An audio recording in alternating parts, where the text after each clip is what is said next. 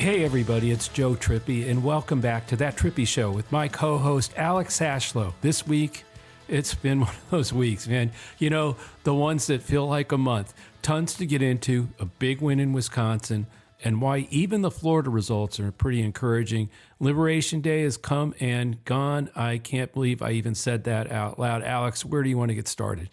Oh, man. Yeah, let's start with some good news. Let's start with the special election results this week as we're recording this on our usual day. Tuesday night was a pretty big night. Huge win by Susan Crawford, the liberal. I know they don't technically have partisan affiliation in Wisconsin, but in the Wisconsin Supreme Court race, as of our recording, she's up something like 9 points, which I can't say about the Dow, but we'll get to that later. Joe, what did you see coming out of Wisconsin? Well, look, in Wisconsin, if you go through any of the statewide races that have happened there over the last 2, 3, 4 cycles, it's been 0.5 point, 1 point, in the tens of thousands of vote, maybe, about who wins on either side of the political spectrum.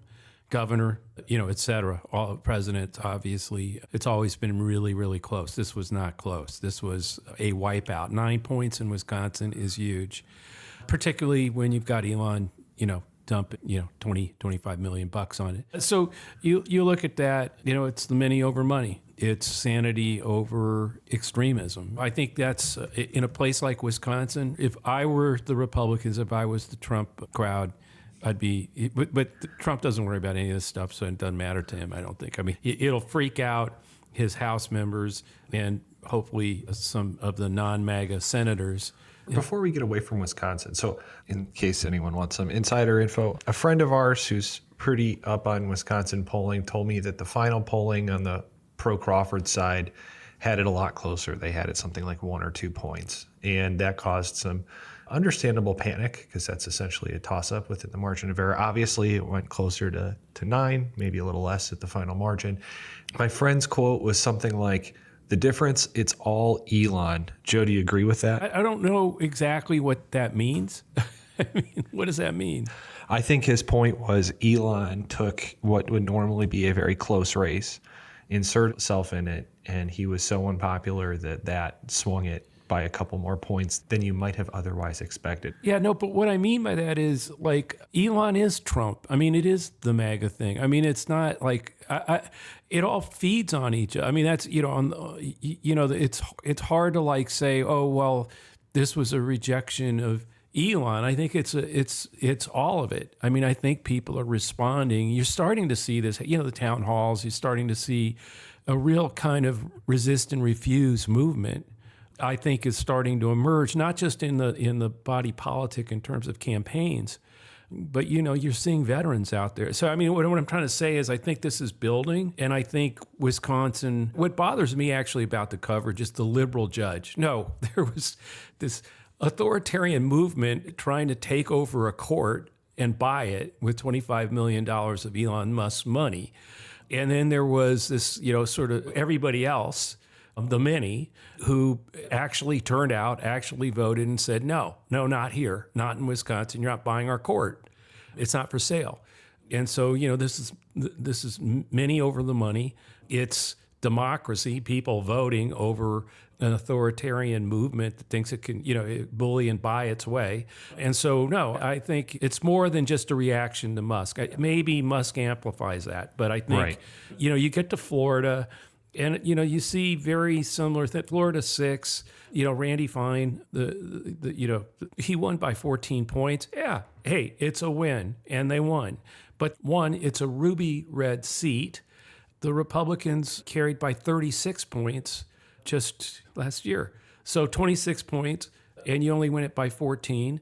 Oh, they point to their victories in Florida 6 and Florida 1. It was a mixed night. We lost Wisconsin, but look at what happened in Florida. Well, in Florida, in both of those seats, they were won by 30 or 32 points in November of last year. I mean, months ago, both down to 14. I mean, if I'd be much more worried again for them. If I were them, instead of bragging about their Florida, crazy, people winning. Right. And remember, these are 2 seats that they basically, they nominated or they pulled Gates out, they pulled Mike Walls out because they knew they were safe. Right. That's what I mean. They got them out because they're safe, and they are. That's how safe they are. Even with all this, they only lost 20 points and still won the seats. Okay, so that's those seats. They can't lose 20 points in the 18 or so true battleground House races next year in 2026. They can't lose. They can't. These are all seats that were won or lost by, for the most part, by 2, 3, 4 points. Maybe some of them a little larger, but they don't have that kind of cushion. And by the way, at least in terms of tariffs and everything else that may have caused some of this, I think that's getting worse as we speak. I think we'll get to that point in a little bit. But I just think I don't see any ray of, there's no sunshine in any of these results for MAGA and Trump other than, hey, we held on to 2 seats.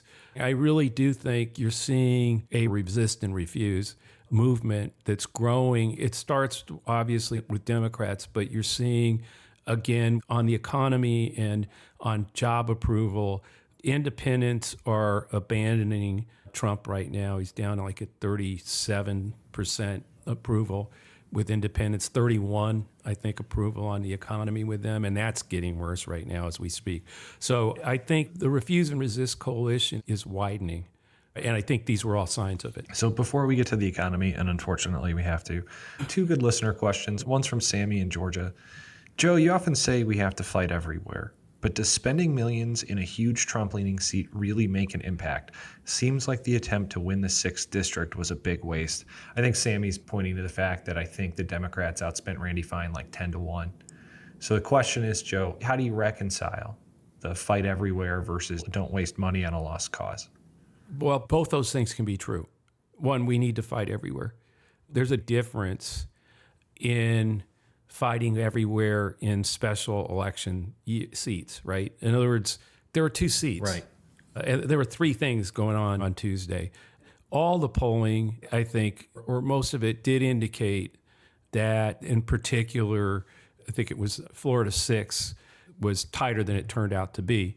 You got to remember a bunch of things. First of all, Trump pulling Elise Stefanik's nomination as UN ambassador.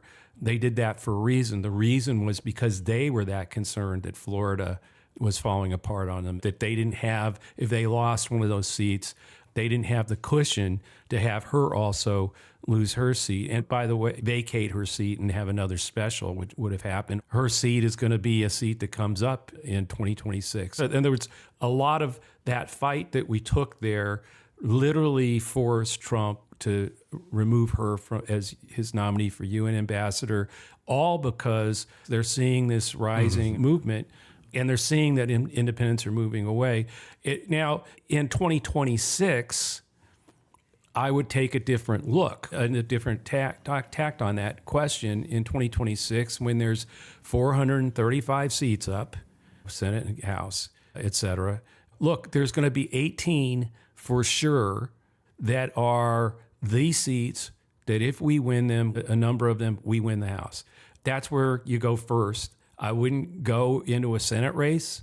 I'm talking about you as an individual. There may be some really enticing, great candidate out there. If you only have $200 to spread around to 3 or 4 races, it's the House races that you care the most about and that you think are the ones to fight in. The party should fight in all 18 of those. This year, we throw everything we can at Virginia. And by the way, we had won just about every special election race through this year up till now.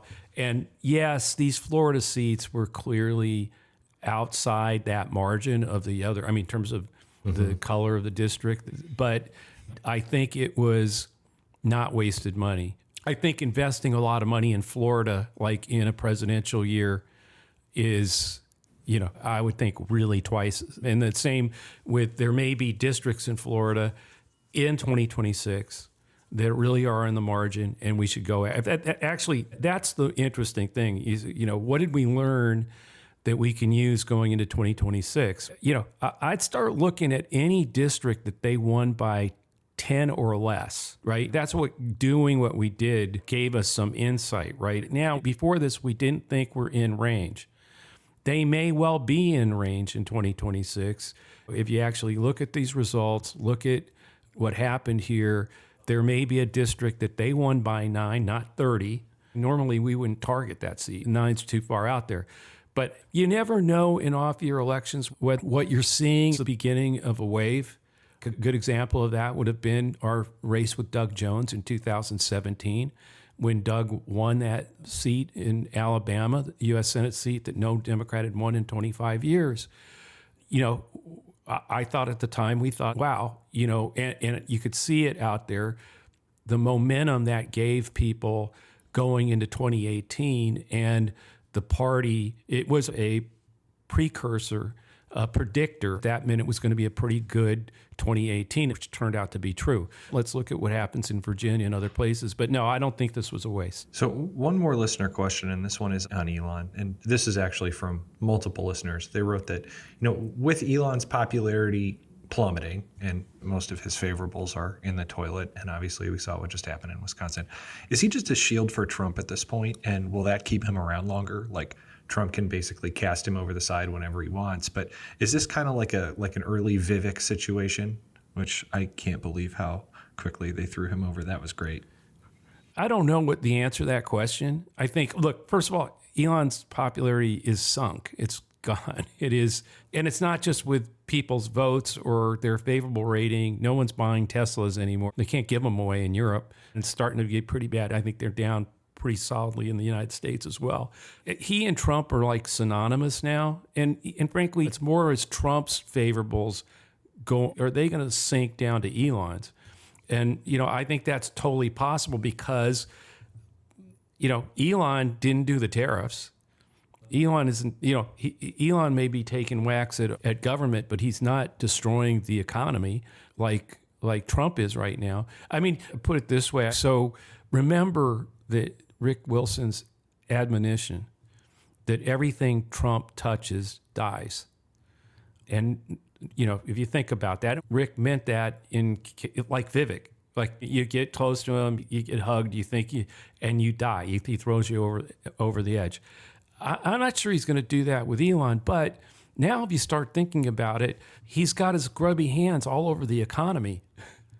And everything Trump touches dies is not a really good thing. And I think more Americans, regardless of party, are starting to consider that fact, which may be a great segue into our next question.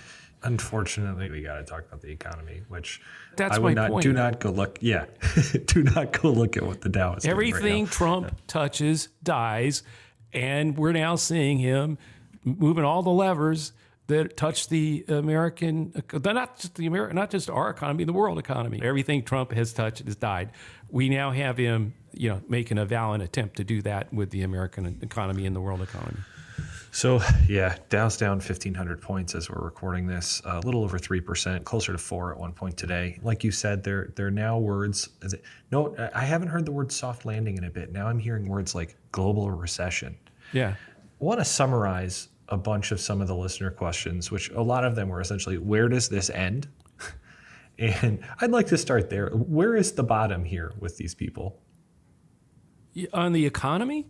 I mean, look, it's out of Trump's control now. I mean, having done this, it's one of these really bad places where as other countries retaliate, it's unlikely that he is going to cave, right? Because he has to prove that he's the guy, he won, that he got, and which country is going to give him an escape route, right? We're seeing some of that. I think part of this is how you saw the entire Republican Party cave, and it got to the point where they would do anything that he wanted and are doing that.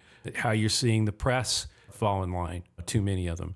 How you see business leaders caving and law firms cutting the deal to get out from under it. There's several countries out there where if the leader of that country stood up and said, "Screw you, Donald Trump, we're no patsies here in wherever country, you can go, pound sand," that person's probably going to go up in popularity in their country. In other words, like, the politics of this do not necessarily play the way a senator who has to worry about being primaried by a MAGA candidate has played. So while I do think there will be some leaders of some countries who, out of fear or retaliation, back down, cave completely, I don't think you can count on that happening everywhere across the globe, which means a trade war, whether it's with 10 countries, 3 countries, 50 the entire countries, world. who knows? The reason the market's reacting is because the market is fearing a all-out worldwide trade war. And, that's... Now, one thing I would say as this happens, there's 2 things I would urge people to do. And I've been saying this for a couple of weeks now. Spend less, save more. The more you save, buy the things you need, all that. But, I think for a lot of reasons, it's a good time to take a pause on your spending. 1, you'll be better prepared if this thing gets a lot worse.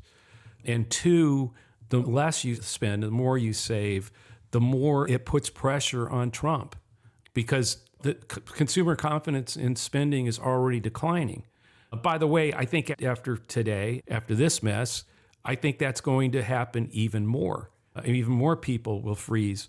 Don't do it out of that fear, but do it out of protecting you, yourself, your family, and also to have some powder dry to use to stop this madness. To take it on, contributing, supporting an institution, a media outlet that you buy a subscription. There's useful things to do, but do not be splurging right now, in my opinion. It only helps Trump if we all go out and buy another car tomorrow.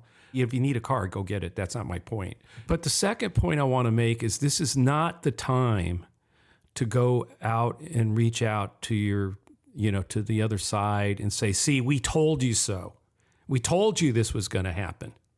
You were I was right. You were wrong. Can't you see it? Don't you see it now?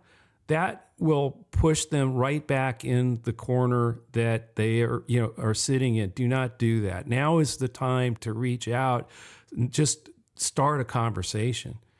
Like, we have to not be admonishing, not be condescending.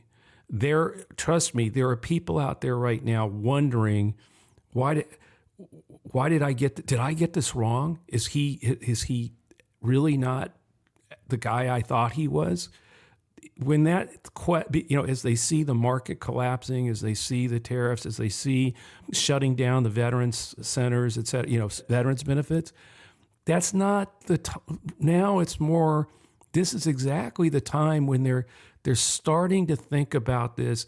That's not the moment to say, see, I told you, you're so wrong, you're an idiot. No, they're not. We need to build a bridge to our side of this thing, to resist and refuse, to stand up for people and stand up for them, with them, and urge them to stand with us to protect the veterans, to stop, to call their congressman and complain about the tariffs and what it's doing to their small business or to their buying power. We need to enlist everybody this is going to be a long, slow climb back. And it's going to start here if we don't take every one of these moments to push it in their face instead of using it to stick a hand out and say, come on, brother and sister, we can move forward together and stop this and and make, build the American dream that we all want to build. But it's not by destroying it. It's by fixing what's broken. It's by repairing it. And that's what we need your help to do. Let's go do it together. That's a much better kind of message than I think a lot of people are going to have on our side right now. That's an excellent place to end today, Joe. Yeah, Alex and I are both pressed with another thing that we've got to move off to that's kind of important to democracy and saving this thing. So we're going to take off a little early today. Thanks, everyone, for listening to that Trippi show. Please, Says Us is now in your app stores. It's a pro-democracy social network that's a pro-democracy information hub and distribution information hub. And it's a place where we call it the civil place for human beings because we don't allow bots in. So please give it a try. Please urge your friends to join us. This podcast will always be free and now is part of Lincoln Square. So check out the latest at lincolnsquare.media. We've had an awesome first week due to your support, so thank you all. As always, please subscribe to That Trippi Show. Leave a review on Apple or wherever you listen. I also started my own personal Substack. I've only made a couple posts there, but I'm going to get started on that too. Check out Trippi's Take. Also, if you're listening to this episode on YouTube, please like and subscribe to get alerts when we post the next episode. You can always send us a question to thattrippishow@gmail.com or leave us a question in a review on iTunes. See you next week. Thanks everyone for listening. Spread the word. Start building the Refuse and Resist movement.